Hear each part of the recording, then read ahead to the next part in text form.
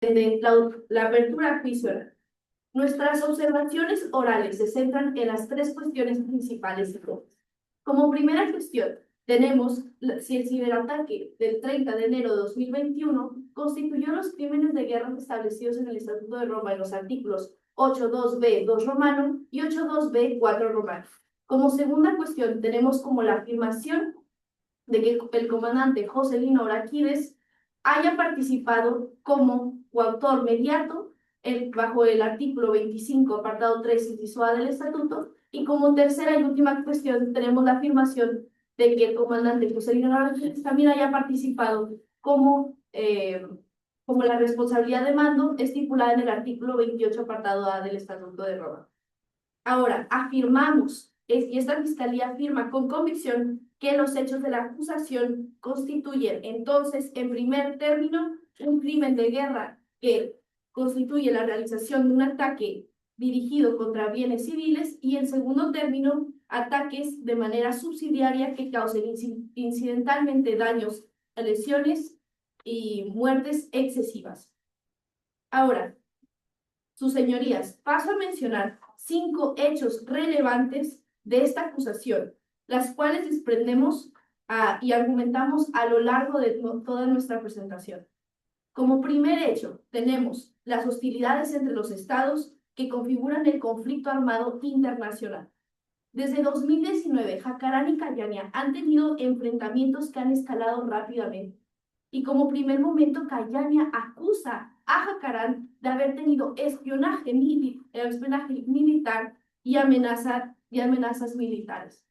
Ahora, en enero de 2021, Jacarán ataca a un buque huacayense y prosigue con negar a devolvérselo. A esto, con respuesta, Callaña resulta que responde con la terminación de relaciones diplomáticas y también expulsando a un embajador huacayense y hundiendo la cubierta jacarense. Estos enfrentamientos armados entre estados permiten afirmar la existencia de un conflicto armado internacional conforme al artículo 2 común de los convenios de Ginebra, igualmente como jurisprudencia de esta Corte, como lo ha dictado en el caso Natcarno. Como hecho segundo de esta fiscalía, tenemos que el proyecto Sombra, que configura la responsabilidad de mando. En primer momento, el Estado Mayor de Callaña aprueba y desarrolla el proyecto Sombra, desarrolla esta arma cibernética destinada a atacar a la Federación de Jacarán.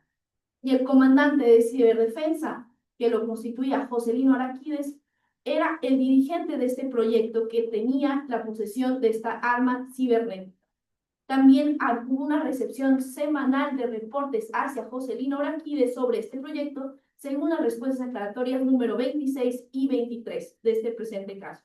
Y estos presentes hechos prueban su control efectivo y supervisión directa sobre el desarrollo de esta arma cibernética conforme a lo establecido en el artículo 28, apartado A. Como tercer hecho, tenemos la orden de alistamiento que configura la coautoría mediata. El 21 de enero a las 7 p.m., el mismo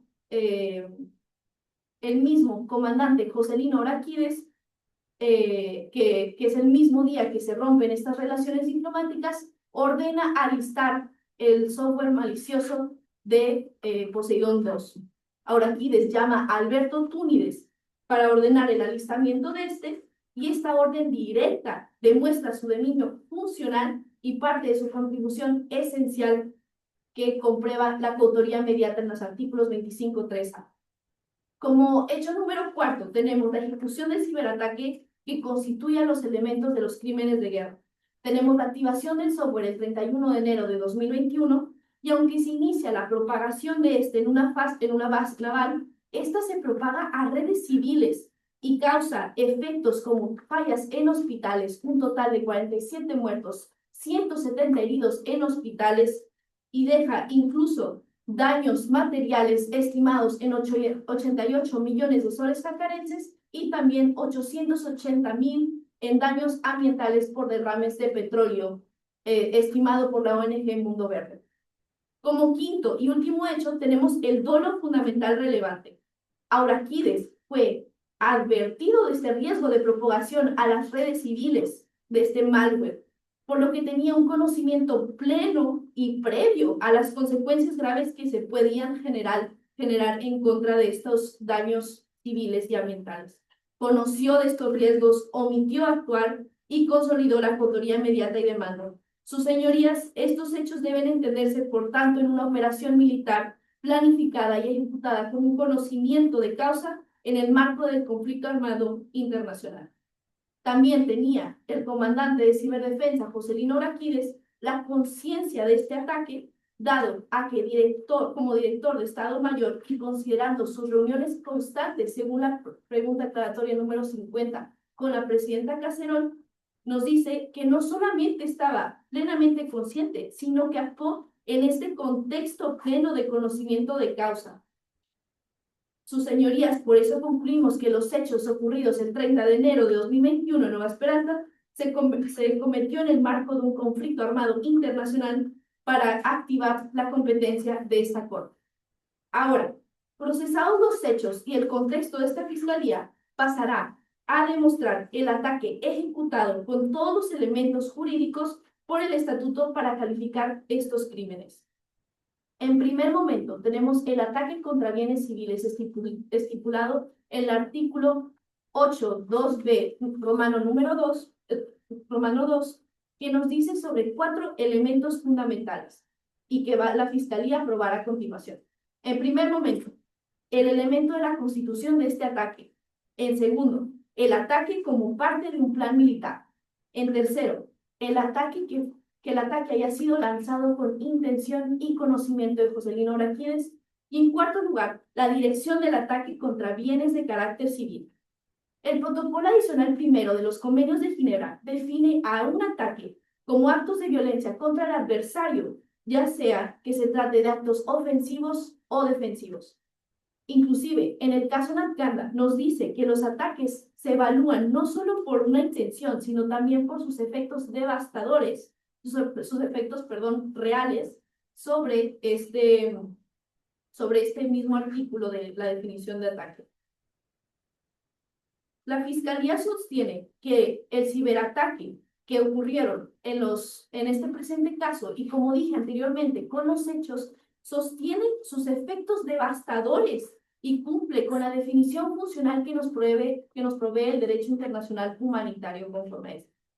También, según el artículo 8, apartado 1 del Estatuto de Roma, nos dice que un ataque o plan militar se debe cometer en orden de que este crimen sea demostrado. Nos dice que el crimen debe cometerse como parte de un plan o política o como parte de una práctica sistemática. Ahora, Poseidón 2, que fue desarrollado durante estos 10 meses bajo el proyecto Sombra y bajo la dirección directa del comandante Joselino Oraquiles, contaba de recursos estatales, supervisión militar y aprobación presidencial. Ahora, afirmamos que la decisión de ordenarlo de comandante Joselino Oraquiles fue una orden directa en el contexto de una operación estructural y debida dentro de esta jerarquía. También, según la respuesta aclaratoria número 27, vemos la facultad de Joselino Oraquiles de aprobar y supervisar a esta empresa de ente privado, Magnolia S.A. Entonces, su ordenamiento de alistar un paso operativo necesario e inmediato para habilitar esta actuación. Y vemos a esta orden como un elemento catalizador esencial para la ejecución del crimen. También vemos que el ataque fue intencional, es decir, la decisión de lanzar Poseidón 2 fue realizada en una reunión de emergencia del Estado Mayor. Y como repito, como ya contextualicé, que fue en el mismo día la llamada de las 7 p.m. del comandante Joselino Oraquiles, esta fiscalía confirma que Joselino Oraquiles actuó con un dolo eventual. Conforme al artículo 30 del Estatuto de Roma, vemos que el autor que sabía que el ataque ocurriría y aceptó sus consecuencias, se puede tener por comprobado este dolo e intención. Ahora, como cuarto elemento, tenemos que el ataque fue dirigido contra bienes de carácter civil. La red atacada afectaría infraestructuras esenciales como puertos, hospitales, redes de navegación, y estas no cumplen con la definición de un objetivo militar definido en el artículo 52 del protocolo adicional de los convenios de Ginebra primero. Y aún así, si existían estas maneras mixtas de entender el ataque como que atacó una infraestructura militar, como también esta infraestructura civil, pues esto no se contribuye porque no es como lo exige tampoco el artículo 48 de los protocolos adicionales de convenios de Ginebra. Y por tanto se trató de un ataque deliberado contra bienes de carácter civil que nos configura el artículo 82b Romano 2. Disculpe, agente de la Fiscalía, le hago una consulta. Usted mencionó entonces y habló sobre el test de proporcionalidad que está que deberá tener en cuenta. En caso que la Fiscalía así lo considere, ¿cuál fue en el caso la ventaja militar concreta que existió? Si la puede ver. Sí. Ahora puedo explicarle que bajo el artículo 82b Romano número 4 nos dice sobre esta ventaja militar es supuesta, donde la teoría de la Fiscalía queremos exponer que era una supuesta recuperación de un buque o también está vago e inclaro. Y claro, el principio de necesidad del derecho internacional humanitario nos dice que este objetivo tiene que ser claro y decisivo. Sin embargo, no ha sido claro cuál ha sido esta intención militar. Por lo tanto, tenemos la hipótesis de que pudo haber sido esta recuperación del buque, pero como quiera sigue siendo no claro. No sé si respondí. Muy bien, gracias. Ahora, conforme a los ataques con daños incidentales y claramente excesivos del artículo 8.2b, Romano número 4, vemos que el ataque que fuera lanzado a sabiendas causaría estas pérdidas, es lo que lo constituye. Y el equipo técnico de Magnolia S.A. en el párrafo número 31 de los hechos del caso nos dice que se advirtió formalmente de parte del testigo P1010 a Alberto Túñez y a los colegas del Comando de Ciberdefensa sobre esta posible propagación del malware a estas redes civiles. Y como lo vemos nuevamente establecido, Alberto Túñez, subordinado del comandante Joselino Oraquiles, tenía esta función de reportarle semanalmente al comandante Joselino Oraquiles sobre todas las decisiones técnicas, administrativas y hechas dentro del proyecto Sombra y sobre el desarrollo de Poseidón 2.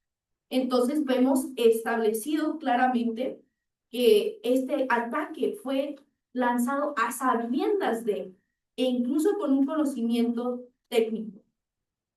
También, estas pérdidas hayan sido manifiestamente excesivas en relación con la ventaja militar completa, es necesario para atribuir este crimen como la magistrada anteriormente ha dicho. Y esa supuesta ventaja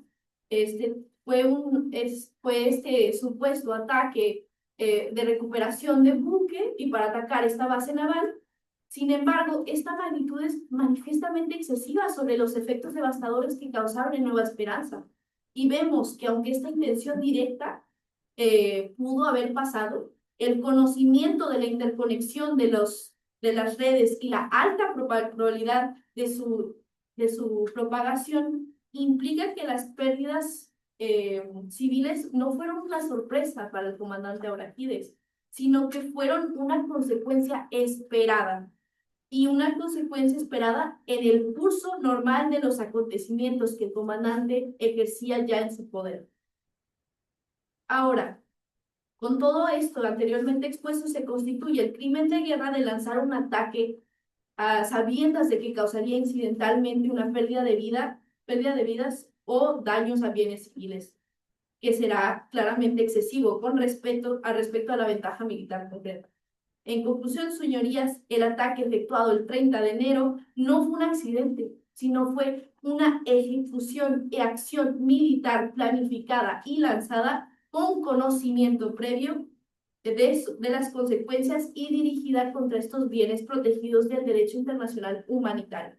Y solicitamos que se confirmen los cargos en virtud de estos fundamentos.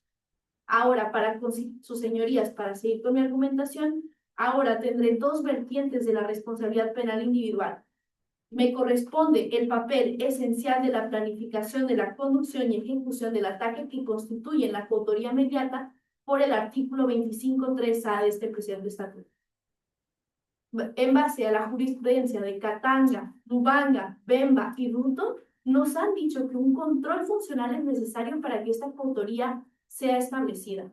Y en primer momento, el control funcional, de hecho, trasciende la autoría material y es a través de la organización jerárquica de poder y el dominio sobre la organización y el aparato estructurado jerárquico de poder.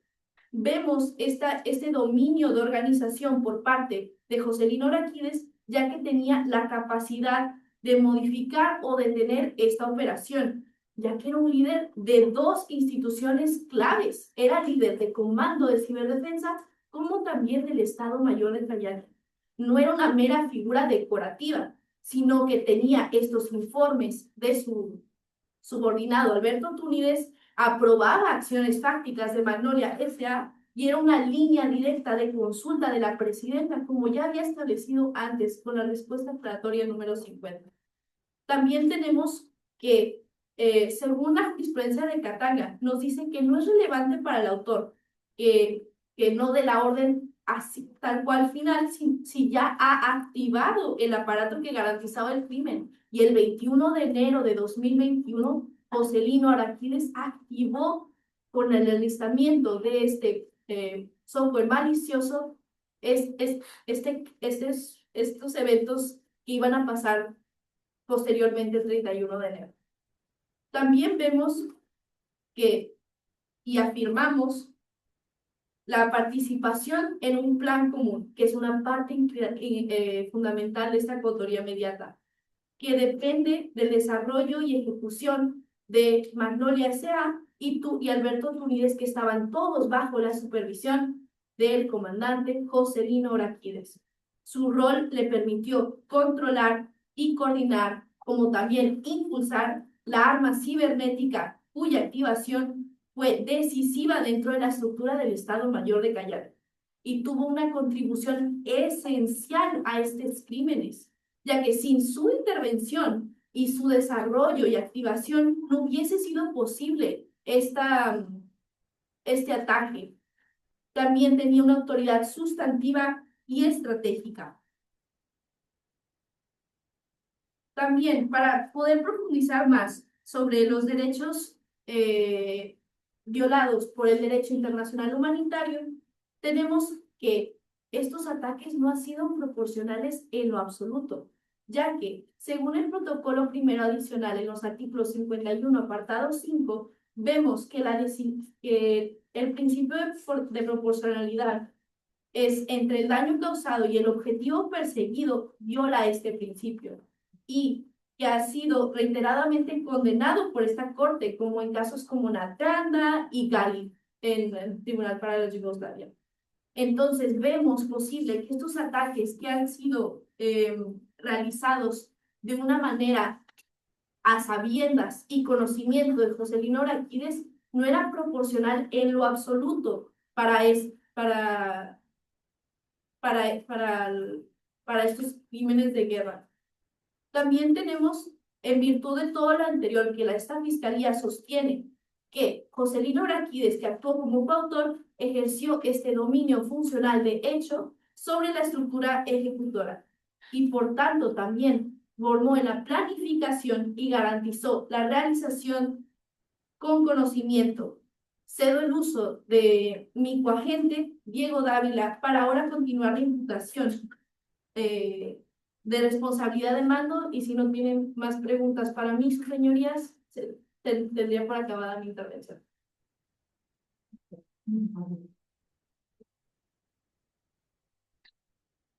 Muchas gracias, honorable tribunal.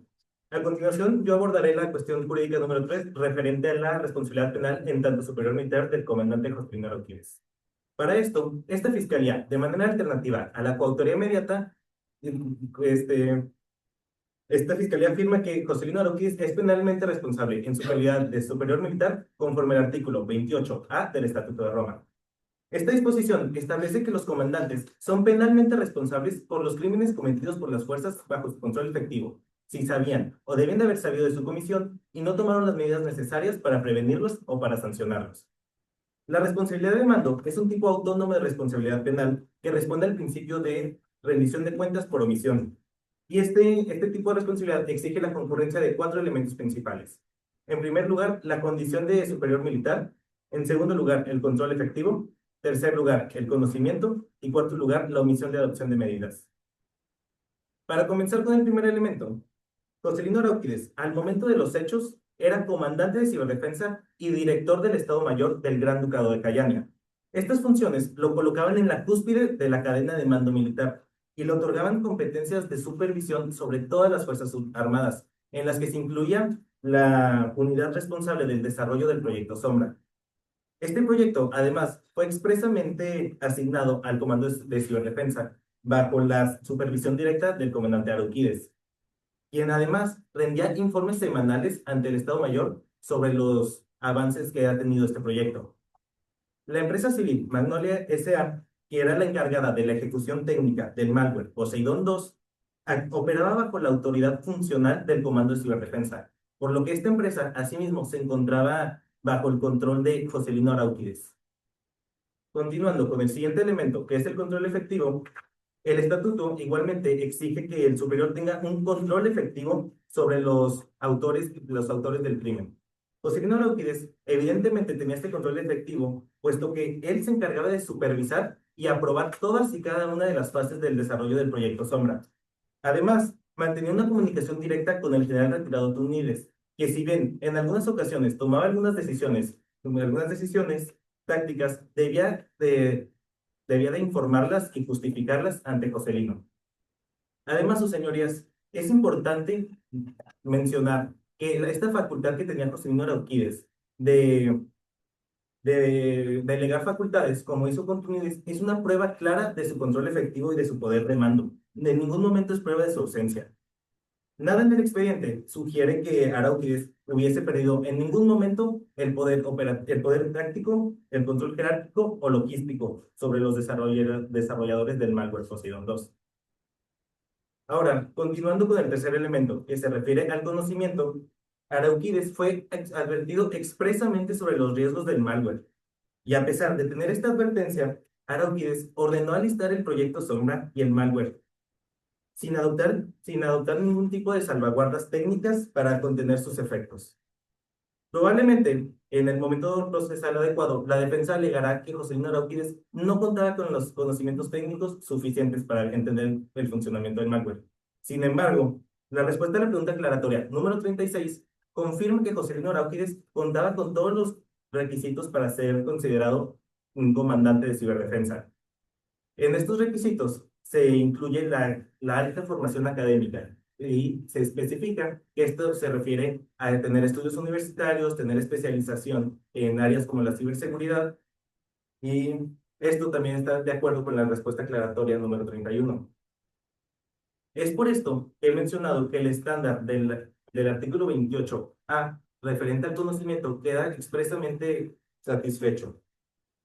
Ahora, pasando con el último de los elementos, que es la omisión de adopción de medidas, pese a tener el conocimiento de los riesgos, como ya he mencionado, y además tener el poder de evitar el ataque, Joselino Arauquíes no solamente ignoró esto, sino que no adoptó ningún tipo de medidas efectivas para limitar el alcance del malware y su propagación a los bienes civiles. Tampoco impuso ningún tipo de sanciones a los autores directos del crimen, y tampoco trasladó los hechos a ningún tipo de autoridad judicial o disciplinaria que tuviera la competencia para sancionar estos hechos. Su omisión permitió que el ataque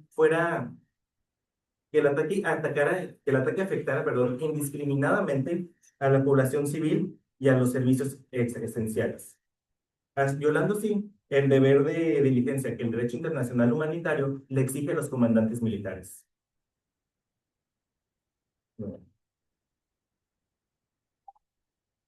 Señorías, por todo lo anteriormente expuesto, esta fiscalía sostiene que hay motivos suficientes fundados para creer que Joselino Arauquídez debe incurrir en la responsabilidad penal en su calidad de superior militar en virtud del artículo 28A. Honorable Sala, esta fiscalía además sostiene que existen los motivos fundados para confirmar que los hechos del 30 de enero, perdón, en la ciudad de Nueva Esperanza constituyen un crimen de guerra y que Joselino Arauquídez incurrió en responsabilidad penal, tanto en su calidad de coautor inmediato como alternativamente en su calidad de superior militar en virtud del artículo 28A. Es por esto que esta fiscalía le solicita respetuosamente, primero, que se tengan por presentados los argumentos que hemos expuesto en esta audiencia. Segundo, que se confirmen los cargos en contra del comandante Joselino Arauquídez, tanto en su calidad de coautor inmediato como alternativamente en su calidad de superior general. Y tercero, que se ordene la apertura al juicio oral, atendiendo el sufrimiento de las víctimas, al derecho a la justicia y a la urgencia de proteger los bienes civiles en los contextos actuales de guerras digitales. Si no hay si no hay preguntas de este tribunal, solo me restaría agradecer por su atención. Gracias. Bien. Muchas gracias al equipo de la Fiscalía. Pido ahora la representación legal de las víctimas que presenten sus argumentos sobre las mismas cuestiones en debate durante el tiempo de 30 minutos. Gracias, excelencias. Reitero un cordial saludo a todos los presentes en la sala. En los siguientes 30 minutos, en compañía del importante Maricruz Urbano, abordaremos 3 puntos de tema. El primero, debido a la comisión del crimen de guerra tipificado en el artículo 8.2b, inciso 2 del Estatuto de Roma. También haremos referencia al crimen contenido en el artículo 8.2b, inciso 4.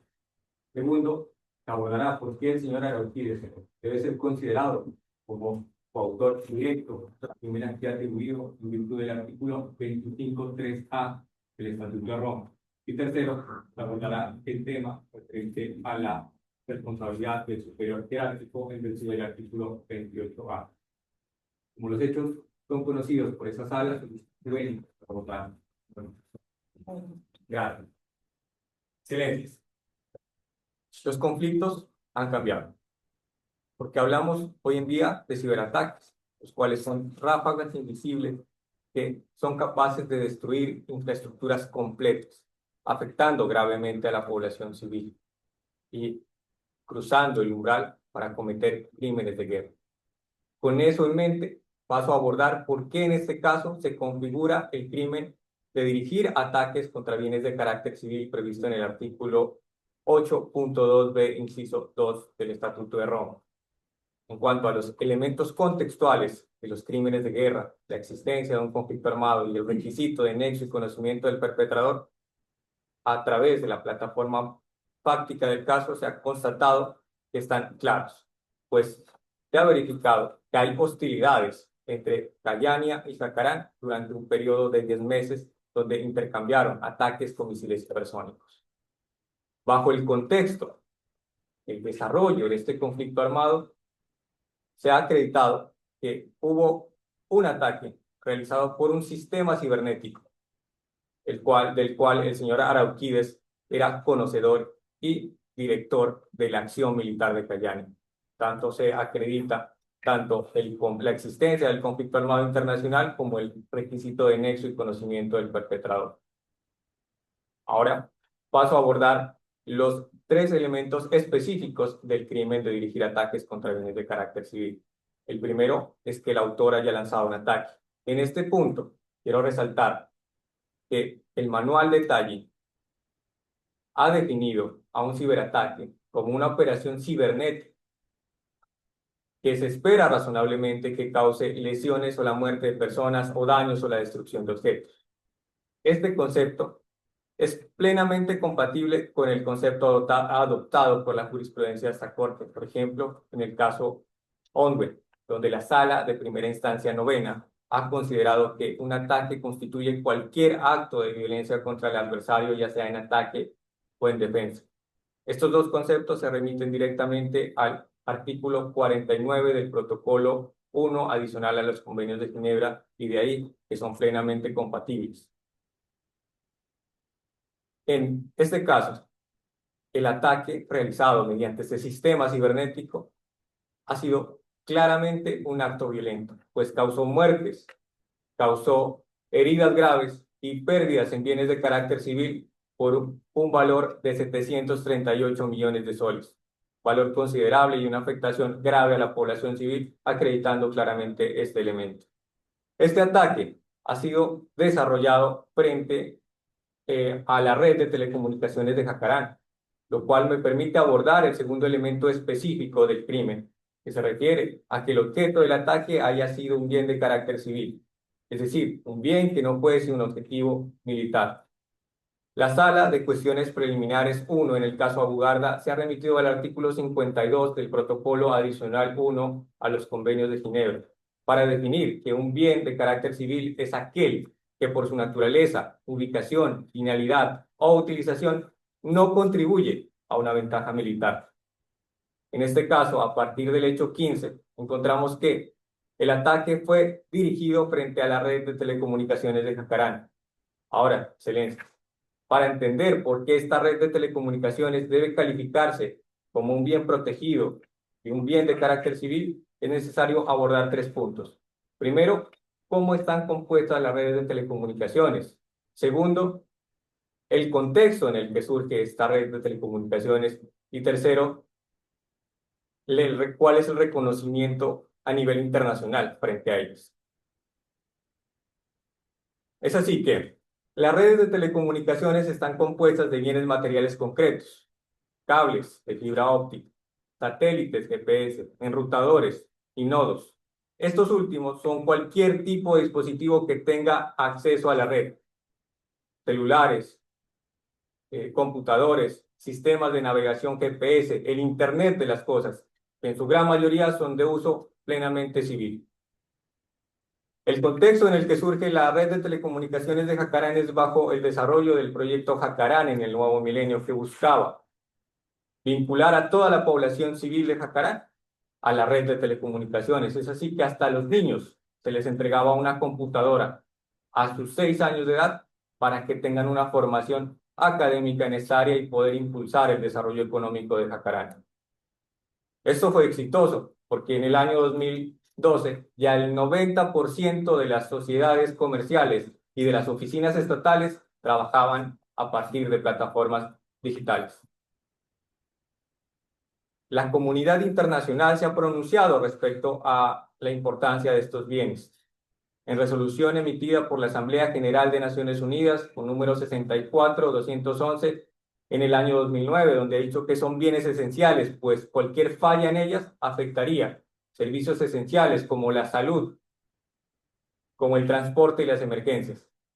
Así pasó en este caso, pues la red de telecomunicaciones estaba plenamente vinculada a los soportes del sistema, a los soportes vitales del sistema de salud de Jacarán y también al sistema de transporte terrestre y marítimo.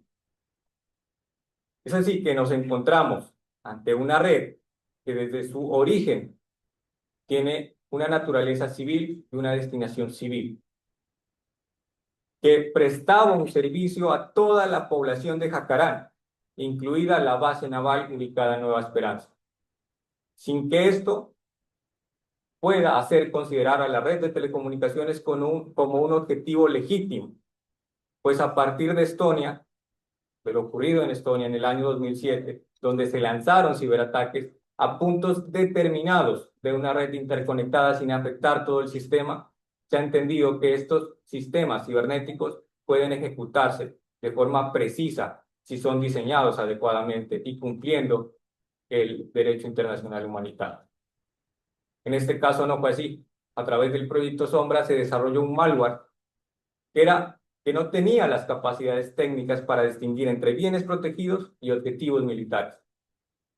Así, al utilizar un medio indiscriminado que no es compatible con el artículo 36 del Protocolo Adicional 1, se puede entender que al dirigir un ataque a cualquier nodo de la red de telecomunicaciones, se estaba afectando la red en su totalidad, en clara confirmación del elemento material de la conducta y también en clara infracción del principio de distinción. Esta intención de dirigir el ataque a esta red o a este bien es clara, lo que me permite abordar el tercer elemento específico del crimen, que se refiere a que el autor haya tenido la intención de dirigir el ataque frente a un bien de carácter civil.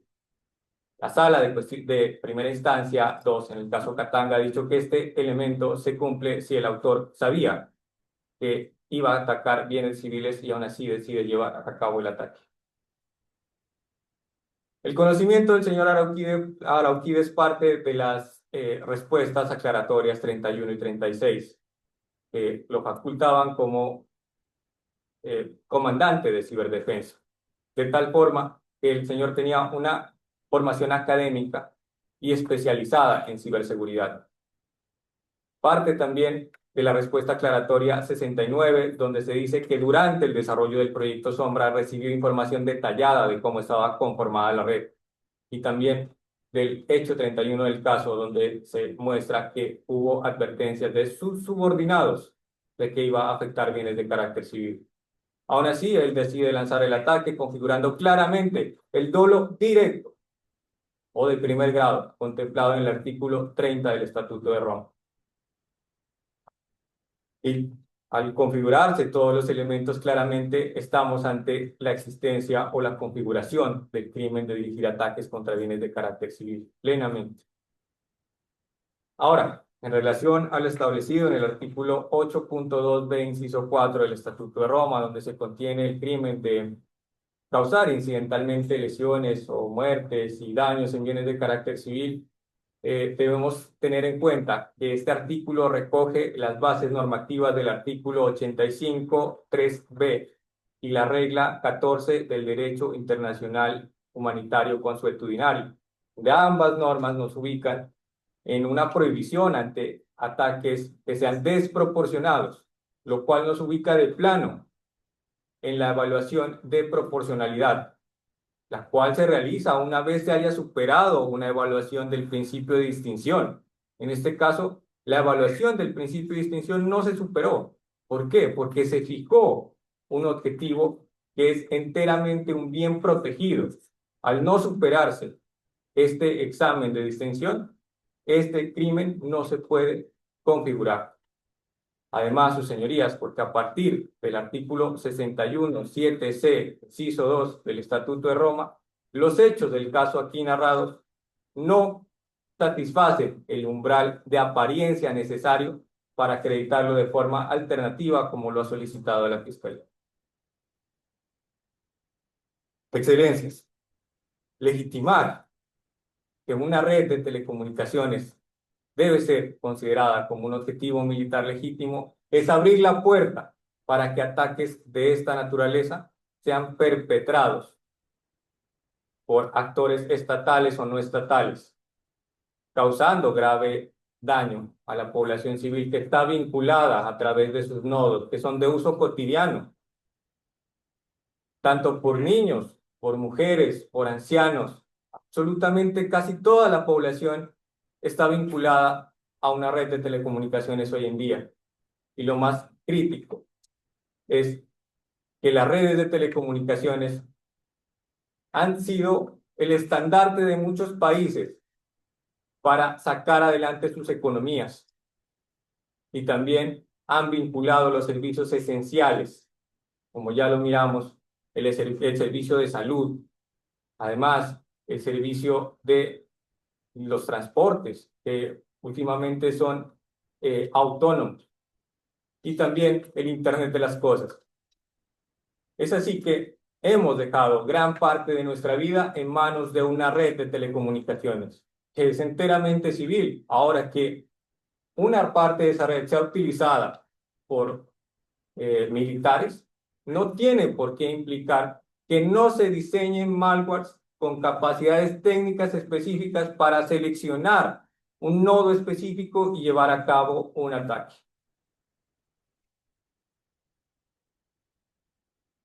Estos malwares creados de esta manera son incapaces de distinguir entre la vida de un soldado y la vida de un niño. Entonces así facultaríamos a crear o a utilizar armas indiscriminadas capaces de dañar gravemente a nuestros compañeros, hermanos de humanidad. Además, señorías, quiero agregar que no podemos permitir que la tecnología que fue pensada para el desarrollo y el bienestar y brindar bienestar a la humanidad sea utilizada como un arma y desdibuje pues, el objetivo clave de ella. Además, tenemos que tener en cuenta que esa utilización puede borrar la línea entre la vida y la tragedia. Sin más que agregar a mi intervención, doy la palabra a mi paciente Mariluz Urbano para que aborde los siguientes puntos de agenda. Muchas gracias. Reitero mi saludo a la magistratura, a la representación de la Fiscalía, de la Defensa y al público presente. Abordaré a continuación los 2 puntos de agenda planteados por mi colega. Así, en primer lugar, abordaré los argumentos por los cuales los hechos de la plataforma fáctica logran acreditar que el señor Arauquides es coautor directo por el crimen cometido en Jacarandas, en tanto que el estándar que se requiere en esta etapa probatoria, el cual hace referencia a la apariencia, se logra alcanzar con la plataforma fáctica y los hechos, excluyendo así cualquier otra forma de responsabilidad alternativa. La coautoría directa, la cual ha sido desarrollada por el profesor Claude Roxin a través de la teoría del dominio funcional derecho, ha sido acogida por la jurisprudencia de esta Corte en la confirmación de cargos de Lubanga. En ella se desarrollan tanto los elementos objetivos como subjetivos para su configuración. Así, en primer lugar, abordaré los elementos objetivos, el cual se refiere a la existencia de un plan común criminal. Este plan común criminal se entiende como aquel acuerdo coordinado a la comisión de un crimen y por ello requiere que se acredite un elemento de criminalidad. En el caso en concreto, encontramos que existe un acuerdo criminal en tanto que a partir de las reuniones realizadas el 19 de octubre del año 2019, el comandante Arauquides, la presidenta Caserón y los miembros de la empresa Magnolia S.A. acordaron diseñar un malware el cual era capaz de infiltrarse, neutralizar y destruir la red de telecomunicaciones de Jacarandas. Un malware que ha sido diseñado sin la característica de poder discriminar cuáles son los puntos objetivos en una red de telecomunicaciones, va en contravía de lo dispuesto en el artículo 36 del Protocolo Adicional 1 al Convenio de Ginebra, y es por ello que se configura el elemento de criminalidad en tanto a su característica indiscriminada. Adicionalmente, es necesario que exista un aporte esencial coordinado a cumplir con los elementos objetivos del crimen. En la sentencia de Katanga, la Corte ha sido enfática en señalar que solo pueden ser considerados coautores aquellas personas que han asumido tareas esenciales y que en el caso de no desarrollar estas tareas esenciales, se frustra totalmente el plan y con ello no se puede cometer el crimen. La sala de primera instancia en esta sentencia ha podido determinar que un aporte esencial puede derivarse del aporte que ha tenido en el desarrollo del plan común, en el diseño del arma, también en la disposición de armas, municiones y en la disposición que él mismo ejerza sobre el campo de batalla, desplazando tropas y ubicándolas en estos escenarios. Así, un aporte esencial va más allá de oprimir un botón para poder ejercer un ataque, en tanto que la Corte Penal Internacional se encarga de investigar y judicializar a aquellos máximos responsables, los cuales han tenido aportes esenciales en un plan que se desarrolla en un entorno de macrocriminalidad. Estos elementos que ha demostrado la sala de primera instancia en la sentencia de Katanga como aportes esenciales se encuentran configurados en el caso en el que nos encontramos, en el que por los aportes que realizó el comandante Arauquides no es posible afirmar que se limitaron únicamente a órdenes las cuales configurarían y son requisito para una coautoría inmediata por aparatos organizados de poder, en tanto que su aporte fue más allá, y por ello tampoco es posible configurar una responsabilidad por el mando, en tanto que ésta ha sido definida como una conducta omisiva por parte de la Sala de Cuestiones Preliminares en la confirmación de cargos de venta. El comandante Arauquides, según lo señalan los hechos 15 a 18, tuvo aportes esenciales que influyeron en la comisión del crimen en tanto cumplían con el plan criminal acordado con la presidenta Caserón y los miembros de Magnolia S.A. Sus aportes esenciales fueron 4. En primer lugar, participó directamente del diseño del malware y adicionalmente participó en la configuración del plan criminal desde el inicio. También participó en la financiación para estructurar a la empresa Magnolia dentro del espacio del Comando de Ciberdefensa, brindándole así una infraestructura necesaria para poder desarrollar el malware y con ello atacar la red de telecomunicaciones de Jacaranda. El tercer aporte esencial que realizó el comandante Arauquides consistió en la supervisión y aprobación de las actividades que realizaban los programadores de Magnolia S.A., de tal suerte que, como lo señala el hecho 16, sin su aprobación, los programadores de Magnolia S.A. no podían seguir con el desarrollo del plan criminal. Finalmente, el comandante Arauquides fue la persona encargada de activar el plan y el ataque contra la red de telecomunicaciones de Jacaranda. De esta manera, sus señorías, la plataforma fáctica nos permite afirmar que se configura tanto el elemento objetivo de que se haya logrado un plan común y que el comandante Arauquides realizó aportes esenciales de cara a lograr el cumplimiento del plan común criminal, en tanto cumplió con sus tareas esenciales dentro del mismo. Habiendo abordado los elementos objetivos, procederá a continuación a abordar los elementos subjetivos planteada por la Sala de Cuestiones Preliminares en la confirmación de cargos de Lugano. En ella, en primer lugar, se solicita que se acredite el mens rea del crimen, es decir, que en este caso se establece que existió un conocimiento y una intención de cometer el crimen. Efectivamente, encontramos que el comandante Arauquides tenía el conocimiento de las características que tenía la red de telecomunicaciones, de las características que contaba el malware que se iba a utilizar para afectar la red de telecomunicaciones, y aun a sabiendas de esta información, siguió adelante con el ataque, demostrando así que tenía la intención de que el crimen se cometiera. Estos elementos configuran en su totalidad el dolo directo que se encuentra contenido en el artículo 30 del Estatuto de Roma. Adicionalmente, es necesario que los coautores del crimen sean conscientes que sus actividades estaban enfocadas a la comisión de un crimen. En este caso, la Sala de Cuestiones Preliminares señala que si los coautores son conscientes de que su plan criminal está encaminado a la comisión de un crimen, entonces las conductas realizadas por cada uno de los coautores son imputables al crimen en su totalidad. Y es por ello que el coautor directo responde por las conductas que han realizado todos aquellos que han participado en el plan criminal.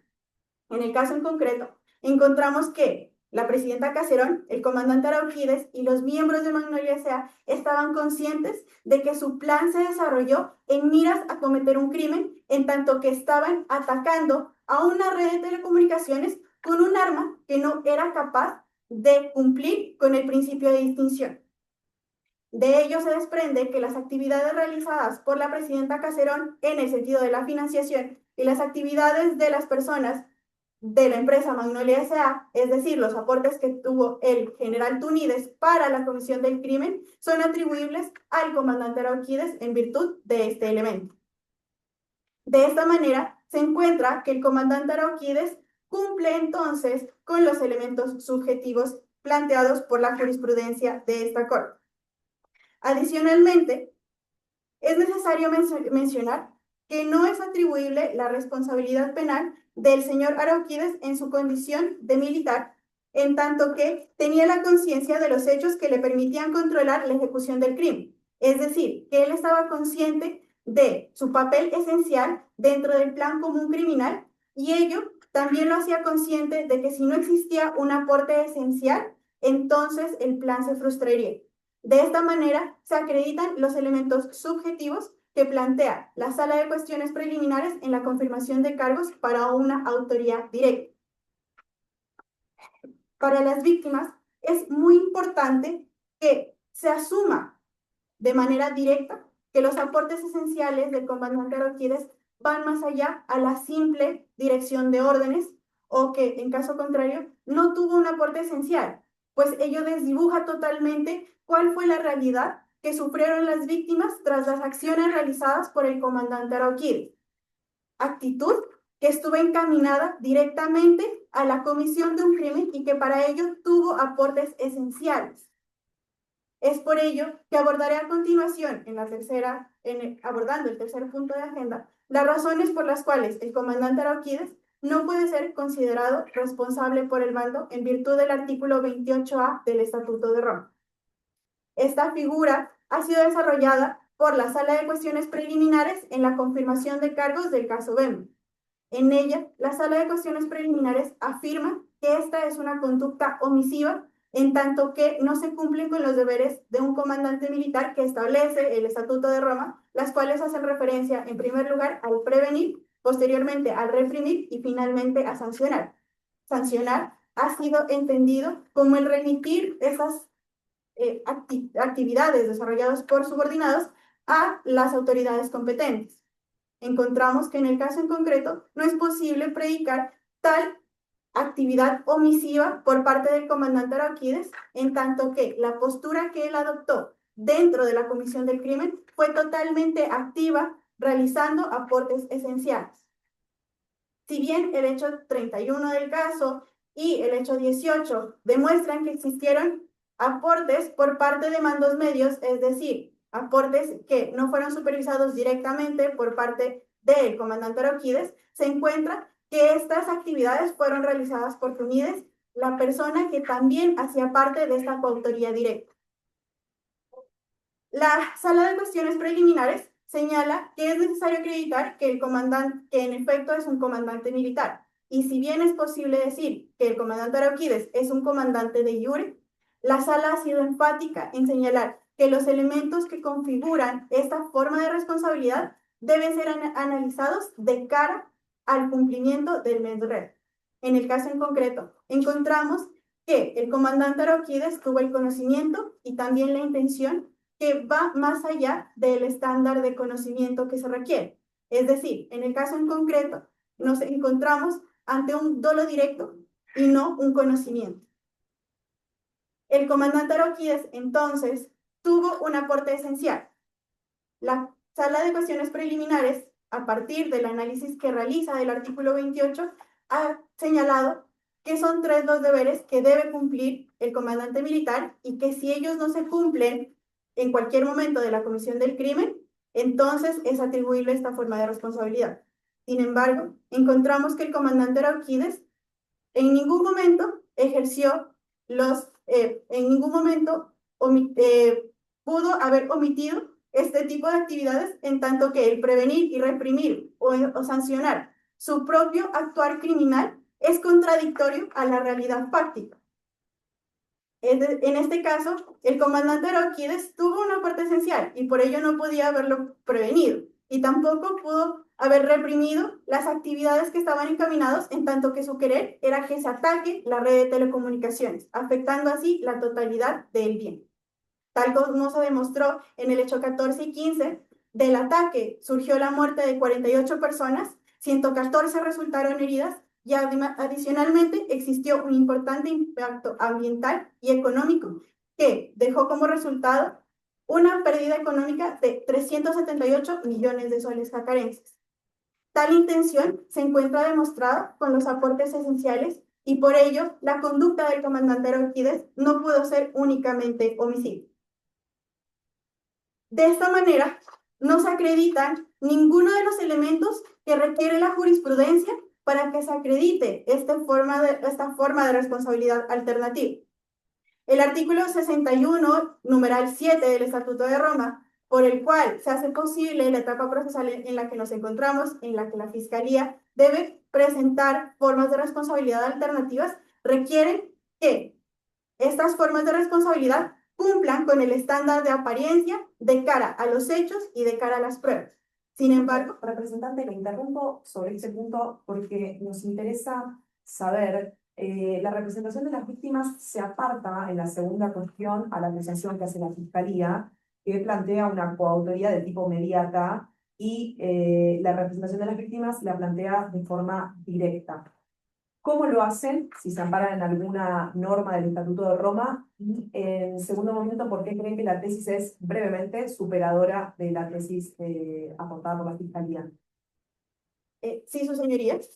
La pregunta que me hace la sala me permite aclarar un punto, y es que la etapa procesal en la que nos encontramos, que responde a la del artículo 61, numeral 7, requiere que cuando se vaya a presentar formas alternativas de responsabilidad por parte de la Fiscalía, cumple el estándar de apariencia. Adicionalmente, en el Manual de Buenas Conductas de la Sala de Cuestiones Preliminares, se ha establecido que estos métodos alternativos debe cumplir el estándar de cara con las pruebas y los hechos procesales que se han presentado, en tanto que no se alargue el proceso que afecta directamente con los intereses de las víctimas en el acceso a justicia. Por los elementos expuestos, su señoría, esta representación de las víctimas afirma que, en primer lugar, es posible configurar el crimen contenido en el artículo 8.2b del Estatuto de Roma y que, en tanto a la comisión de este crimen, entonces no se puede acreditar el crimen contenido en el artículo 8.2b4 del Estatuto. De la misma manera, afirma que se configura la forma de responsabilidad de la coautoría directa y que la misma no permite, en un tercer lugar, configurar la forma de la responsabilidad por el mando establecida en el artículo 28, literal A del Estatuto. Muchísimas gracias. Muchas gracias a la representación legal de las víctimas. Después de haber oído a la Fiscalía y a la representación de víctimas, le ruego ahora a la defensa que presente sus argumentos. Les recuerdo que tienen 30 minutos. Adelante. Honorables miembros de esta sala de la Corte Penal Internacional, distinguidos magistrados y magistradas, representación de la Fiscalía, representación de las víctimas y demás público presente, tengan todos ustedes muy buenos días. Como ya se anunció hace unos minutos, junto a mis correpresentantes, tenemos el honor de comparecer ante esta sala en calidad de representantes de la defensa de Joselina Arauquídez.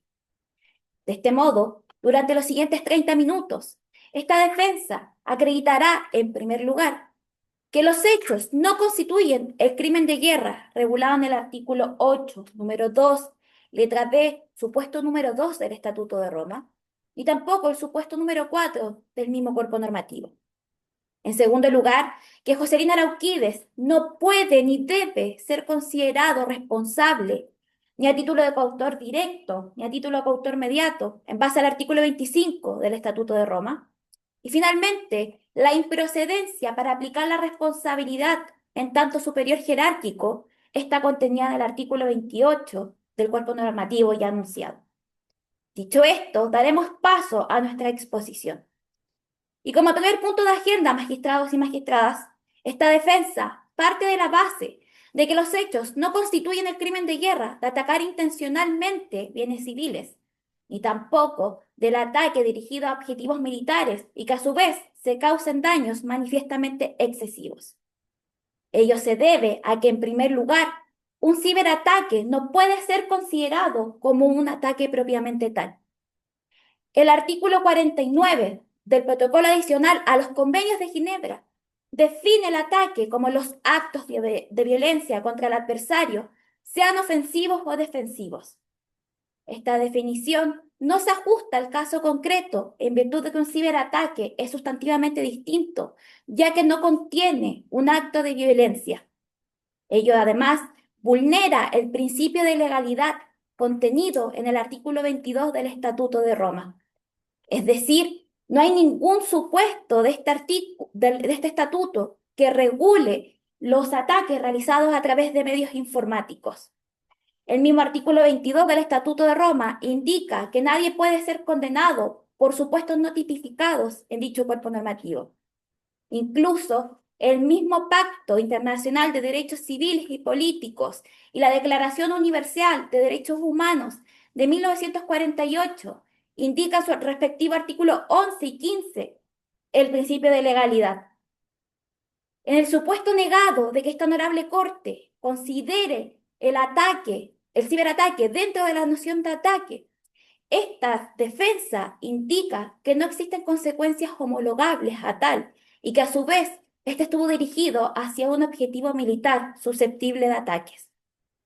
El artículo 52 del Protocolo Adicional a los Convenios de Ginebra define los objetivos militares como aquellos que por su naturaleza, ubicación, finalidad o utilización contribuyen eficazmente a la acción militar o cuya destrucción, captura o neutralización ofrezca a las circunstancias del caso una ventaja militar definida. Incluso el mismo artículo reconoce que los ataques pueden estar dirigidos únicamente hacia objetivos militares. Esto se relaciona con el principio de precaución que impone a las partes en conflicto a distinguir en todo momento entre bienes civiles y objetivos militares y a su vez a tomar todas las medidas necesarias y razonables para no dañar justamente bienes civiles. En el caso concreto, el ataque estuvo dirigido hacia una red de telecomunicaciones ubicada justamente en la base naval jacarense, lo cual coincide con la definición proporcionada por el artículo 52, específicamente en el tema de la ubicación. Mal podría olvidarse por los demás representantes ante esta sala que el ministro de Defensa de Kayania, en base a los hechos de Jacarán, en base a los hechos del caso número 23, indica que Poseidón 2 o el proyecto Sombra no estaba diseñado para causar muertes, sino que para interrumpir de manera temporal los servicios de navegación, comunicación de las fuerzas navales, es decir, las fuerzas militares. Si bien esta defensa lamenta a las víctimas que hace alusión a la representación de aquellas, estas no son atribuibles a nuestro representado. Si consideramos, en base a los hechos del caso número 1, los 38,5 millones de habitantes de Jacarán, las muertes fueron de 48. Esto significa que se afectó a menos de una persona cada 100.000 habitantes y que refuerza lo que postula esta defensa que estuvo dirigido hacia objetivos militares. Ahora, en cuanto al crimen de guerra imputado por la Fiscalía, tipificado en el artículo 8, número 2, letra B, supuesto número 4 del Estatuto de Roma, referido a los ataques dirigidos hacia objetivos militares cuando se causen daños desproporcionados a bienes civiles. Este se relaciona con el principio de proporcionalidad. Este se encuentra regulado en el artículo 51.5 del Protocolo Adicional a los Convenios de Ginebra, vinculante para esta Corte, en virtud del artículo 21 del Estatuto de Roma. En base a este, no se deben causar efectos desproporcionados en relación a la ventaja militar que se busca obtener. El mismo Tribunal Internacional para la ex Yugoslavia, en el caso Kupreskić, indicó que si se intentan atacar bienes objetivos militares y no se puede evitar causar daños a bienes civiles, cesa dicha protección. En otros términos, la protección hacia bienes civiles, como imputa la Fiscalía y la representación de las víctimas, no es absoluta. Sin perjuicio de ello, la ventaja militar en el caso concreto es definida. Específicamente, se actuó en el contexto de un conflicto armado de carácter internacional que buscaba la protección de Kayania, de la soberanía de este Estado, ya que se confiscó el buque denominado PVSA Saeta, acusado de transportar material de espionaje. Pero la Fiscalía y la representación legal de víctimas hacen caso omiso a que este contenía una información altamente importante para Kayania. Es decir, ellos mismos intentaban desmantelar un buque que contenía esta información secreta. Ahora, en cuanto a la intencionalidad como elemento de ambos crímenes de guerra, el artículo 30 del Estatuto de Roma establece que una persona actúa de manera intencional cuando en relación con una conducta se propone realizarla, en relación con una consecuencia tiene la intención de causarla, o es consciente de que ésta se producirá en el curso normal de los acontecimientos. Según consta en los hechos del caso número 31, y gracias al testigo protegido P1010, quien reconoce expresamente que Joselina Arauquides, él creía que no tenía el conocimiento para conocer de las implicancias del proyecto Sombra. Por lo tanto, mal pudiera creerse que estaba dentro de la esfera de voluntad o de conocimiento de nuestro representado los efectos a causar con el ciberataque. Si partimos del estándar establecido en el artículo 66.3 del Estatuto de Roma, para condenar a una persona se debe demostrar más allá de toda duda razonable que cometió el crimen. Y en el caso concreto, las pruebas dan cuenta de lo contrario, porque justamente un testigo dice que él creía que Joselina Arauquídez no tenía el conocimiento. Además, magistrados y magistradas, estamos ante un supuesto en que existían protocolos justamente para evitar todo tipo de daños a bienes civiles. Por lo tanto, esta defensa no entiende cuanto a la representación legal de víctimas, indica que el ciberataque no tenía la capacidad de discriminar entre bienes civiles y objetivos militares, porque además se contaban con protocolos para justamente para mitigar cualquier tipo de daños. Como segundo punto de agenda, magistrados y magistradas, esta defensa indica que Joselina Arauquídez no puede ser considerado responsable, ni a título coautor directo, ni a título coautor mediato, en base al artículo 25 del Estatuto de Roma. Dicho artículo regula las diversas modalidades de intervención punibles aceptadas en el derecho penal internacional, estableciendo que una persona será considerada responsable cuando cometa un crimen de manera directa, en conjunto con otros o a través de terceros, sean estos últimos penalmente responsables o no. Según la teoría del dominio del hecho, no es relevante quién causa de este, sino quién puede controlar su ejecución. Así, esta misma Corte Penal Internacional, tanto en el caso Katanga como en el caso Lubanga, ha propuesto requisitos comunes a todo tipo de coautoría. Esto es, la existencia de un plan común entre dos o más personas y contribuciones esenciales y coordinadas en el cumplimiento de los elementos objetivos del crimen. En cuanto al primer requisito, referido al plan común, se requiere la interdependencia entre los coautores, lo cual supone haber logrado un acuerdo para actuar de manera coordinada. Dicho acuerdo de voluntades se refiere a la ejecución del crimen y a la materialización de sus consecuencias. No obstante, autores de la doctrina penal internacional, como Kai Ambos, indica que los autores deben comprender los crímenes que serán cometidos. De lo contrario, nada pudiera ser atribuido mutuamente. En efecto, dos o más personas actuando sin un previo acuerdo, cada uno de manera independiente y desconociendo las contribuciones realizadas por el resto, no puede ser considerado coautor, porque carece todo sentido de interdependencia. En el caso concreto, el proyecto Sombra fue aprobado por los comandantes en jefes de las fuerzas militares huacayenses. Pero esta aprobación fue justamente crear el proyecto Sombra, no alistarlo ni ejecutarlo, porque Joselina Arauquídez no realiza ningún acto ejecutivo. Además, la contratación de Magnolia S.A., esta defensa difiere de la representación legal de víctimas, que indica que se trabajó que se aprobó el proyecto en conjunto con Magnolia S.A., porque Magnolia S.A. fue contratada. Y a su vez, el contenido preliminar. Por lo tanto, mal pudiera creerse que el proyecto Sombra contenía de un carácter criminal en virtud de que justamente Joselina Arauquídez no realizó ningún tipo de acuerdo en estos efectos. A su vez, la Fiscalía hace imputación a nuestro defendido como director del Estado Mayor de Callaña. Pero los mismos hechos del caso número 14, página número 7, nota al pie número 1, indica que Joselina Arauquídez fue designado como director del Estado Mayor de Callaña en octubre del año 2020. Si consideramos que el proyecto Sombra finalizó en octubre del año 2020 y fue aprobado en diciembre del año 2019, Joselina Arauquídez se incorpora el último mes al desarrollo del proyecto Sombra. Por lo tanto, esta defensa no ve cómo puede haber un dominio funcional del hecho cuando alguien se incorpora de manera tardía. Ahora, en cuanto a la existencia de contribuciones esenciales y coordinadas, esta Corte, en el caso Blebuté, indicó que una contribución será considerada esencial cuando el propósito común a los coautores no puede ser logrado sin su realización o su retirada implicaría derechamente la no comisión del crimen. En otros términos, una tarea será considerada esencial cuando sin su realización el crimen no se habría cometido o hubiera sido llevado a cabo de una manera significativamente distinta.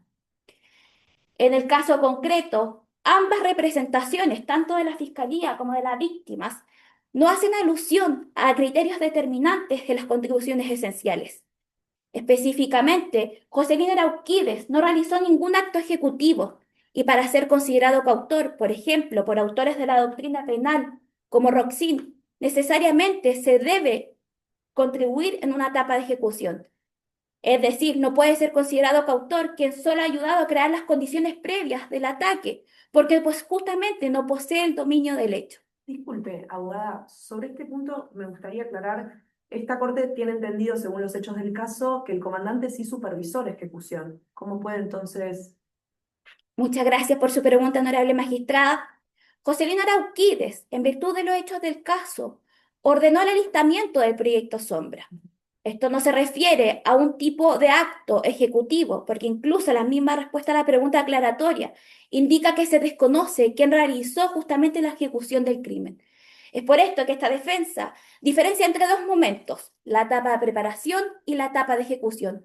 Y justamente, autores de la doctrina penal como Roxin indica que esta etapa de preparación es no punible para estos efectos. Además, como ya se mencionó, la única contribución realizada por Joselina Arauquídez fue el alistamiento del proyecto Sombra. Esta es una orden genérica, esperable de cualquier persona que ostentara un cargo militar de jure. Incluso, esta no habría impedido la comisión del crimen, porque por cualquier otra persona hubiera sido cometida irreemplazable, e incluso, como ya se mencionó, habría sido cometida en una etapa de ejecución. Ahora, en una supuesta coautoría mediata impuesta por la Fiscalía, la coautoría mediata se configura cuando una persona se hace valer de un instrumento denominado instrumento ejecutor, que si bien en principio no responde porque adolece de un elemento del crimen, el dominio del hecho se le atribuye a la persona que finalmente tiene la capacidad de controlar su ejecución. Esta se desprende del artículo 25 del Estatuto de Roma, en el supuesto de autoría por conducto de otro, sea este último penalmente responsable o no. Para fundamentar una coautoría mediata en lo que respecta a nuestro defendido Joselina Arauquídez, la única forma de que éste responda penalmente es que se haya hecho valer de un instrumento para la comisión del crimen, específicamente para el ataque. Pero la única figura en la que responde tanto quien lo comete como quien lo controla es la autoría mediata de estructuras organizadas de poder propuestas por Roxin en la doctrina penal ya mencionada. Pero esta figura ha sido constantemente criticada en virtud de que menosprecia el papel del ejecutor material.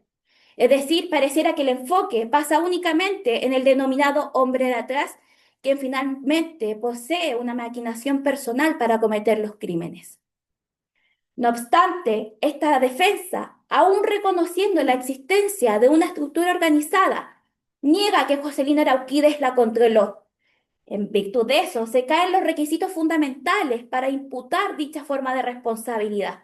Esto es, la existencia de un control sobre la organización, la existencia de una estructura de aparato organizado y jerarquizado, y por último, el coautor debiera contar con el cumplimiento automático de las órdenes, es decir, incluso de manera independiente a quien ostente el cargo subordinado, porque en principio son sujetos fungibles.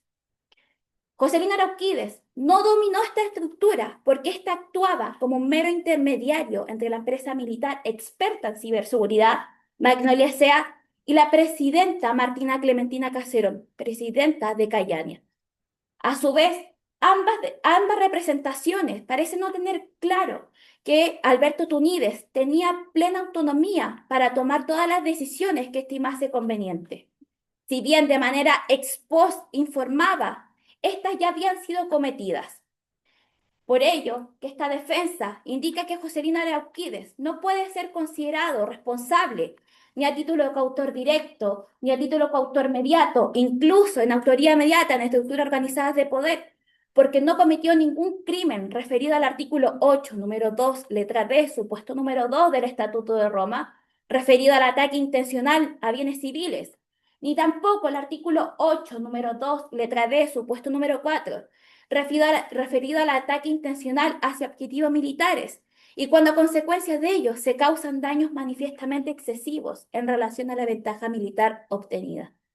Si no existen más preguntas por esta honorable corte, le concedo la palabra a mi corresponsal, Isidora Castro. Muchas gracias. Adelante. Honorables magistrados y magistradas, distinguida representación de la Fiscalía, estimada representación de las víctimas y a todo el público presente, reitero mis saludos.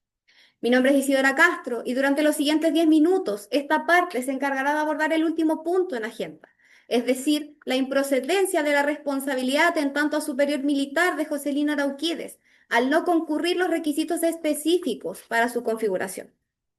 El artículo 28 del Estatuto de Roma establece una forma de responsabilidad penal por omisión que, dirigida a comandantes u otros jefes militares que con conocimiento o deber de conocimiento no hayan tomado las medidas necesarias y razonables para prevenir o reprimir la comisión de crímenes y para castigar a los responsables. Esta figura reviste de un carácter excepcional y subsidiario y solamente puede aplicarse cuando las formas de intervención establecidas en el artículo 25 no operan. Este argumento fue respaldado por esta misma Corte Penal Internacional en el caso de Dominic Ongwen, al establecer la subsidiariedad del artículo 28 por sobre las formas del artículo 25. Ahora bien, en lo que respecta a los requisitos específicos para configurar la responsabilidad de mando, debemos abordar 3 puntos fundamentales. En primer lugar, la existencia de una relación de subordinación y dependencia. Por otra parte, el deber que tenga el individuo de tomar medidas necesarias y razonables para prevenir, reprimir o remitir a las autoridades competentes la comisión de crímenes. Y por último, el conocimiento o deber de conocimiento que el superior debe tener en relación a estas conductas. Y como primer punto fundamental, honorables magistrados, esta defensa es clara y categórica al indicar que no existen fundamentos que establezcan la relación de subordinación y dependencia entre nuestro representado y los perpetradores del presunto crimen. Ello se fundamenta gracias a que esta misma Corte Penal Internacional, en el caso Bemba, indicó que lo importante no va a ser el nombramiento oficial, sino que va a ser el mando y control efectivo que derive de este. Esta misma afirmación es respaldada por el Tribunal Penal Internacional para la ex Yugoslavia en el caso Muksic, la que indicó que lo importante en una relación de subordinación y dependencia va a ser el mando y control efectivo que el individuo tenga sobre las fuerzas bajo su mando. En efecto, y según consta en los hechos del caso número 14 y en la respuesta a las preguntas aclaratorias número 25, Joselino Arauquídez efectivamente contaba con el cargo de director del Estado Mayor de Cayania desde su nombramiento el 1 de octubre de 2020. No obstante, durante casi toda la elaboración del proyecto Sombra y por tanto del software malicioso Poseidón II, Joselino Arauquídez únicamente fungía el cargo de comandante de ciberdefensa. Y según se extrae de las respuestas a las preguntas aclaratorias número 41, Joselino Arauquídez, en tanto comandante de ciberdefensa, tenía solamente atribuciones relacionadas a la defensa del comando. Por tanto, bajo ninguna circunstancia podía tener una autoridad o control en el equipo de Magnolia S.A. y por tanto en la creación de armas de guerra. Además, según consta en el testimonio del testigo protegido P1010 en los hechos del caso número 31, este mismo reconoce como su jefe directo al general Alberto Túñez, persona que durante los 10 meses de planificación del proyecto Sombra se encargaba únicamente de dirigir las decisiones técnicas y operativas de dicho proyecto. Por tanto, no es posible establecer bajo ninguna circunstancia la existencia de una relación de subordinación y dependencia entre nuestro representado y el equipo de Magnolia S.A. Y este punto es fundamental, honorables magistrados, ya que el segundo punto elaborado por el artículo 28 refiere a la toma de medidas necesarias y razonables para prevenir o reprimir la comisión de crímenes. Así, se va a entender que esta capacidad necesariamente va a surgir del mando y control efectivo que tenga el individuo. Esta misma Corte Penal, en el caso Bemba, indicó que el mando y control efectivo se va a limitar a las capacidades materiales del individuo en el caso concreto. Bajo esta misma línea, La doctrina penal internacional en autores como Kiss y Derle indican que no se le puede exigir a un individuo tomar medidas necesarias y razonables cuando no existe o por tanto no tiene un mando y control efectivo real. Como fue abordado durante los minutos anteriores, la persona encargada técnicamente del proyecto Sombra era Alberto Tunídez. Por tanto, la única persona que tenía la capacidad de tomar medidas, o en este caso, este tipo de decisiones preventivas, era aquella persona que se encargaba técnicamente de la elaboración del software. En este sentido, honorables magistrados, es fundamental establecer que exigirle a nuestro representado que haya adoptado medidas necesarias y razonables es básicamente imponerle un rol que él nunca tuvo, el de desactivar o desconfigurar una operación que ya estaba en curso cuando él asumió sus funciones. Por tanto, se excluye completamente la posibilidad de Joselino Arauquídez de tomar medidas en relación al mando y control efectivo que éste carecía. Finalmente, es fundamental para esta representación de la defensa abordar la falta de conocimiento que tenía nuestro representado en lo que respecta a los hechos del caso. El artículo 28 indica que el superior va a ser penalmente responsable cuando, con conocimiento o deber de conocimiento, no haya tomado las medidas necesarias para prevenir la comisión de crímenes. Dentro de esto, la primera definición hace una clara alusión al conocimiento directo, comprobable y real del individuo en relación a las conductas criminales. El segundo punto, un poco menos exigente, hace alusión efectivamente a que en base a ciertos aspectos se podía tener un conocimiento. Sin embargo, esta defensa quiere ser categórica al indicar que todos los aspectos relacionados a las posibles consecuencias de la utilización del software malicioso Poseidón II recaían y eran de conocimiento pleno de Alberto Tunídez. Según consta en el mismo testimonio del testigo protegido P1010, existieron reuniones en las que efectivamente se elaboraron modelos predictivos sobre la posible propagación del software malicioso a las redes de telecomunicación civiles. No obstante, dichos modelos fueron únicamente y de forma exclusiva comentadas al general Alberto Tunídez, persona que en primera instancia se encargaba de presenciar y dirigir todas las acciones en relación al proyecto Sombra. Por último, es fundamental que de esta misma declaración se extrae que existían reuniones en las que no estaba nuestro representado y en las que se hablaba sobre los posibles efectos del proyecto Sombra. Ello implica que incluso, a pesar de que se dice y fue alegado por estas representaciones, que Alberto Tunídez reportaba semanalmente a nuestro representado, no existen antecedentes suficientes ni comprobables de que dicha obligación haya sido cumplida de forma diligente. Por tanto, no existen antecedentes que avalen que nuestro representado tenía un conocimiento real y por tanto sabía sobre las consecuencias de la utilización del software malicioso. Así, y en base a la falta de mando y control efectivo para tomar medidas necesarias y razonables, y por sobre todo la falta de conocimiento, es que esta representación alega que es improcedente la responsabilidad de mando. Así, y por todos los argumentos expuestos, es que esta representación solicita respetuosamente a la Sala de Cuestiones Preliminares número 20, que en primer lugar se niegue la configuración de los crímenes de guerra, según lo establece el artículo 8, número 2, letra B, en sus supuestos número 2 y 4 del Estatuto de Roma. Que en segundo lugar se niegue toda responsabilidad en tanto coautor directo y coautor mediato, según lo dispone el artículo 25, letra A del Estatuto. Y por último, se niegue su responsabilidad en tanto superior militar, según lo indica el artículo 28 del mismo cuerpo normativo.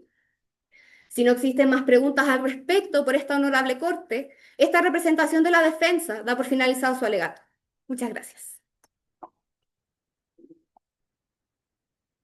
Muchas gracias.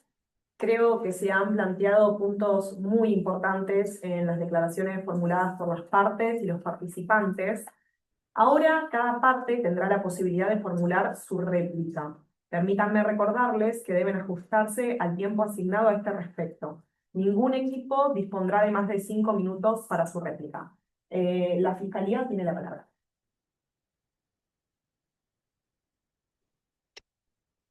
Muchas gracias, honorable tribunal. Como primer elemento, quisiera decir que estoy sorprendido con con la defensa. No sé cómo pueden decir que los ataques, en primer lugar, dicen que no es un ataque. En segundo lugar, se están refiriendo a los hechos del caso, todo a lo largo de su intervención, como el ataque. Entonces, no entiendo si es un ataque o no es un ataque. Yo creo que las tres partes aquí presentes llegamos a la conclusión que sí es un ataque, ya que nosotros lo definimos como un ataque, las víctimas lo definen como un ataque y la defensa en su intervención lo definió como un ataque. En segundo lugar, se perdieron 31 vidas. No sé cómo pueden decir que solamente 31 vidas. Son vidas, no son números. ¿Cómo pueden contabilizar los hechos solo en decir solamente 31 personas murieron? Les falta demasiada sensibilidad a la defensa para poder tener la seriedad que merece este caso. Además, como adelanté en mi intervención pasada, la defensa alegó que Joselino Aróquides no contaba con conocimientos técnicos. Sin embargo, como lo dije, esto fue probado gracias a las preguntas aclaratorias del caso. Además, su argumento se basa solamente en una creencia personal del testigo P1010 y no está respaldada de ningún momento, de ninguna forma. Además, dicen que Joselino Arauquídez no contaba con el control efectivo, ya que solamente era comandante de ciberdefensa. Sus señorías, les recuerdo que el proyecto Sombra, que fue el encargado de desarrollar el mando de Poseidón 2, fue asignado directamente al comando de ciberdefensa, por lo que Joselino Arauquídez, como comandante de ciberdefensa, tenía el pleno control efectivo sobre este proyecto y sobre su desarrollo. Y como mencionaba, esta posibilidad de que Alberto Tunídez tomara decisiones, y sí, si bien no existe un registro de que se informara sobre todas las reuniones que tenía Tunídez con los miembros de Magnolia S.A., Joselino Arauquídez fue el que dio la posibilidad a Tunídez de hacer esto. Si Alberto Tunídez no informaba sobre todo a Joselino Arauquídez, esto no excluye de su deber de tener conocimiento sobre los hechos, ya que él fue el que permitió que sucediera esto. En segundo lugar, en referente a lo alegado por las víctimas, mencionan que Joselino Arauquídez debería ser considerado como un coautor directo. Joselino Arauquídez no participó directamente en el desarrollo, sino que simplemente supervisaba. Esto hace que sus contribuciones no sean directas, pero sí esenciales, por lo que debe de ser considerado como un autor mediato. Magnolia necesitaba la aprobación, pero a veces se omitía esta aprobación, ya que existía un plan común y conjunto que se realizó anteriormente, desde el momento en el que se aprobó la creación del proyecto Sombra en el Estado Mayor de Cayamia, donde participaron todos los comandantes de las Fuerzas Armadas junto con la presidenta del gobierno.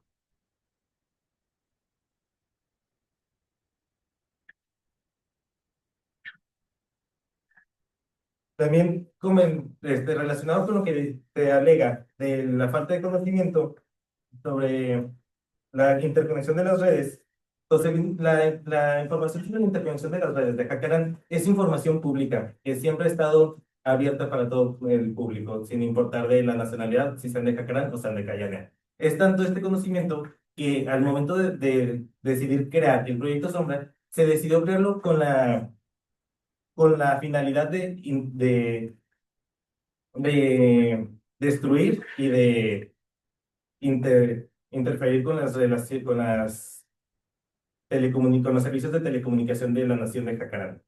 Es por esto que quedan claramente definido que Joselino Arauquídez tenía un control efectivo, tenía conocimiento, omitió las medidas y que debe ser considerado un coautor mediato y también en su calidad de superior militar. Es cuanto, señorías. Muchas gracias. Muchas gracias. Solicito ahora la representación legal de las víctimas que formule sus observaciones. Adelante. Gracias, su señoría. Nuestra réplica girará en torno a los siguientes puntos. En primer lugar, no es posible afirmar que los hechos del caso logren acreditar el estándar probatorio de apariencia que requiere el artículo 8.2b4 del Estatuto de Roma. Este criterio ha sido decantado ya por la oficina de la Fiscalía de esta Corte Penal Internacional en el pasado Policy Paper publicado el 25 de marzo de este año, en el que la oficina del fiscal determinó que un ataque indiscriminado constituye, sin lugar a dudas, el crimen contenido en el artículo 8.2b2 del Estatuto. Realizar una imputación distinta a la mencionada en el policy paper contraviene el principio de consistencia que se predica respecto de la Fiscalía. Este policy paper también nos permite referirnos al siguiente punto, que hace referencia a que no es cierto que la característica de un objetivo militar deviene en sí mismo de la intención militar que se haya realizado, sino que es clara en afirmar que se deben tener elementos adicionales como la dimensión del ataque, las características, el alcance y específicamente en el carácter discriminado que puede ejercer esta arma usada. Ello en atención al artículo 36 del protocolo adicional 1 de los convenios de Ginebra, que se refiere a la utilización de nuevas armas. Adicionalmente, no es posible afirmar que realizar una imputación por un crimen que no está positivizado en el Estatuto de Roma contraviene el principio de legalidad, pues la dinámica que ha venido adelantando la Corte Penal Internacional ha sido de cara a analizar si una conducta cumple con los elementos contextuales y los elementos específicos de un crimen. Un claro ejemplo de ello es el caso Bemba, en el que se acreditó la existencia del matrimonio forzado, que si bien no está positivizado, sí se tipifica a la hora de cumplir con estos elementos. Adicionalmente, es necesario mencionar que la afectación a la red de telecomunicaciones, según lo señala el hecho 20 a 22, se realizó de manera simultánea con el ataque a la base naval. Esto demuestra que no existieron protocolos y que radica entonces que no existió una posible discriminalización de los nodos específicos y por ende el arma que se utilizó contraviene a lo dispuesto por el derecho internacional humanitario sobre el principio de discriminación respecto de fijar un objetivo militar legítimo.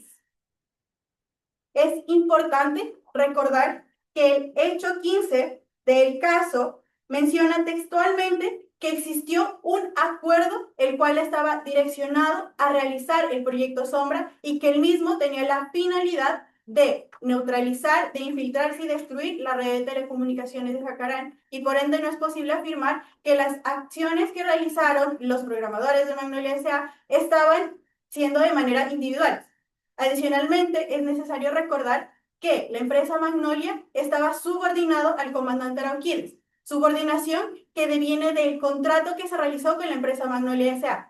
La Sala de Cuestiones Preliminares, en la confirmación de cargos de Lubanga, ha sido enfática en señalar que la subordinación deviene específicamente del contrato y, por ende, no podemos afirmar que los programadores de Magnolia S.A., que Tunides, realizaba actividades de manera independiente, pues las mismas respondían a un acuerdo que se realizó con el comandante Arauquídez, la presidenta Cacerón, y con los miembros de la empresa Magnolia S.A., la cual se vincula operativamente al Comando de Ciberdefensa en diciembre del 2019 a través del contrato ya mencionado. De esta manera, la representación legal de víctimas finaliza su intervención. Muchas gracias. Muchas gracias. La última palabra corresponde a la defensa. Tienen la palabra. Muchas gracias, honorable magistrada. Durante los siguientes minutos, esta defensa hará uso de su derecho a réplica y dividirá esta en dos momentos. Primero dirigida hacia la Fiscalía y luego a la representación legal de víctimas. La Fiscalía indica que le llama la atención que esta defensa invoque el principio de legalidad para indicar que un ciberataque no es un ataque. El artículo 22 del Estatuto de Roma establece expresamente que nadie puede ser condenado por supuestos no tipificados en dicho artículo. ¿Qué mejor norma más aplicable que la del Estatuto de Roma, que es vinculante para esta Corte Penal Internacional, de acuerdo al artículo 21 del Estatuto de Roma? Además, en el supuesto negado de que esta honorable Corte considere el ciberataque dentro de la noción de ataque, esta estuvo dirigida hacia un objetivo militar susceptible de ataques. A su vez, a esta defensa le llama la atención de que la Fiscalía impute dos crímenes de guerra Esto es el artículo 8, número 2, letra B, supuesto número 2 y supuesto número 4 del Estatuto de Roma, totalmente incompatibles. ¿Por qué? Porque el primero se refiere al ataque intencional específicamente a bienes civiles y el supuesto número 4, cuando se atacan objetivos militares y a consecuencia de ello se dañan bienes civiles. Por lo tanto, pareciera que eso refuerza incluso la teoría de esta defensa, que el ataque estuvo dirigido hacia objetivos militares. A su vez, en ningún momento se hace alusión a cómo Joselina Arauquídez contribuyó de manera efectiva al proyecto Sombra y quién fue su coautor, porque justamente imputan una coautoría inmediata, pero para que se configure esta responsabilidad no debe concurrir un solo sujeto, sino que dos o más. Ahora, la representación legal de víctimas indica que le interesa representar como mandato a las víctimas que sufrieron sus consecuencias, incluyendo niños, personas, ancianos. Pero si esta Corte no tuviese por configurada ni la responsabilidad de la coautoría directa o el primer crimen de guerra imputado, implicaría derechamente la impunidad de Joselina Arauquídez. Por lo tanto, esta defensa no entiende qué mandato de víctimas estarían representando. A su vez, para hacer alusión a la definición de bienes civiles, se hacen valer de la que se encuentra regulada en el artículo 52, que define de manera negativa los bienes civiles, entre ellos la ubicación. Y eso solo refuerza la teoría de esta defensa, en virtud de que el proyecto Sombra se dirigió hacia una red de telecomunicaciones ubicada dentro de la base naval jacarense, es decir, un objetivo militar susceptible de ataques. La representación legal de víctimas hace alusión expresa a los daños medioambientales que supuestamente son atribuibles a nuestro representado, pero eso no queda abarcado por el artículo 8, número 2, letra B, supuesto número 2 del Estatuto de Roma, sino por el supuesto número 4, el cual nunca incurre ni se hace cargo de ello. Ellos dicen que una contribución esencial de Joselina Arauquídez fue financiar el proyecto Sombra, pero esto es una decisión genérica y que cualquier otra persona, incluso que no ostentara un cargo de militar, hubiese realizado. Por eso esta defensa no entiende cómo una tarea de financiamiento va a ser decisiva para los crímenes que se le imputan a estos representados. Es así que esta defensa finaliza su uso de derecho a réplica. Muchas gracias.